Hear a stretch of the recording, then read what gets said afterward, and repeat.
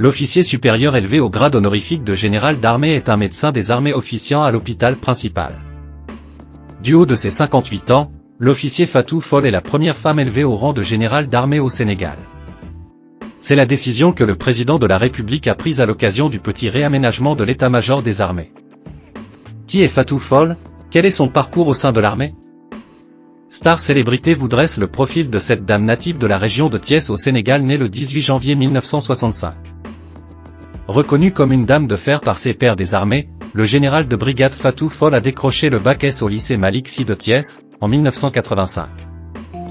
Elle a fait ses 8 ans de dure formation en médecine à l'université Cheikh Anta Diop de Dakar de 1985-1992 avant de décrocher sa thèse de doctorat.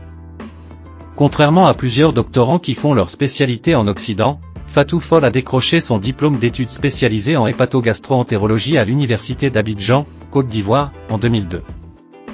Avec un parcours scolaire élogieux, elle est devenue professeure agrégée du Val-de-Grâce en hépatogastro-entérologie en 2012.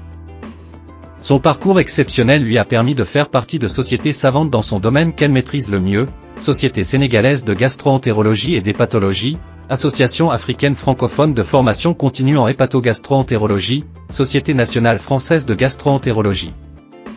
Le général de brigade Fatou Fall n'en démord pas moins. Elle ne fait que gravir les échelons de nomination au sein de l'armée depuis 1993 qui marque ses nominations aux grades successifs et emplois tenus. C'est ainsi qu'en 1993, elle est affectée à l'infirmerie hôpital de Ouakam comme médecin adjoint. En 1994, janvier-mars, elle bénéficie du stage de médecine aéronautique à Paris sanctionné par un brevet de médecine aéronautique. En avril 1994, elle est affectée au centre médical de garnison du groupement de soutien de l'armée de l'air, GSAA, comme médecin adjoint. Très engagée et adepte des défis, en janvier 1997 elle est nommée assistante des hôpitaux des armées à l'issue du concours de recrutement d'assistants des hôpitaux militaires. Depuis cette date, elle est devenue employée à l'hôpital principal de Dakar dans le service de médecine interne et d'hépatogastro-entérologie. C'est cette même année, en 1997 qu'elle est nommée médecin capitaine. Elle est nommée médecin commandement en 2004 après avoir été reçue en 2003 au concours de recrutement de spécialistes des hôpitaux militaires puis en 2005, elle est allée se perfectionner en France où elle a fait un stage de 6 mois à l'hôpital d'instruction des armées Lavran à Marseille.